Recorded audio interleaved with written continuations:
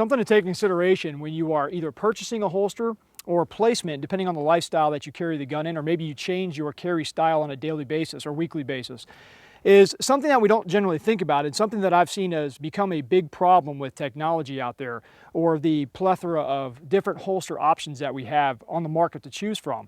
And one of the biggest things that we don't think about that I'm seeing as this problem is something simple: biomechanics. So when you carry your gun, or you put your holster on your body, think about how your arms, your hands, the rest of your body is going to be affected by just placing that holster in either the right place or the wrong place. So what the point of this video is biomechanical efficiency. That's what I want you to think about. Now, let's take, for example, the classic 3 o'clock carry, okay? If you're right-handed, for example, in this case for me. Now, I'm carrying at a 5 o'clock right now, but if we look at the 3 o'clock carry, you'll see a lot of people that are buying these holsters that have a forward cant to it, or what we used to consider the FBI cant back in the day. Well, that holster is specifically designed for 5 o'clock carry or small to back carry because of the angles. And one thing I want you to remember, and what I'll demonstrate here in a second, is straight lines are typically strong and angles are weak. Okay, so when we grab a gun, straight lines are strong and angles are weak.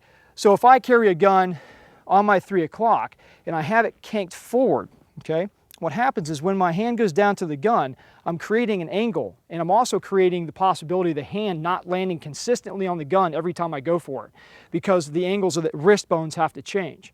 So what we need to think about is maybe straightening that holster out, or maybe you don't want to buy another holster. Try pushing it back maybe 1 inch or 2 off the seam line of your pants, pushing it back towards where that cant, that holster is designed to be. And then you'll start to see an actual smoother draw, and you'll see a smoother holstering, which is also a problem when people grab a gun really quickly and they employ it and they try to put it away and they hunt for their holster because they can't see it. In this case, I'm wearing an inside the waistband holster. It's hard to find. But if I had the proper angle on it and the straight lines of the wrist and the hand and the gun, along with the straight line of the holster, they match up perfectly. But again, if I have an angle where this gun is now straight up and down, it's not going to go in very, very natural for me. So again, go with the cant that holster is designed, and you have to place that holster in a specific area. Okay, so if I see a holster at the 3 o'clock and it's canted forward, it's not meant to be there, and you're going to have problems. So if you want to get faster, think about what I consider the law of just a little bit.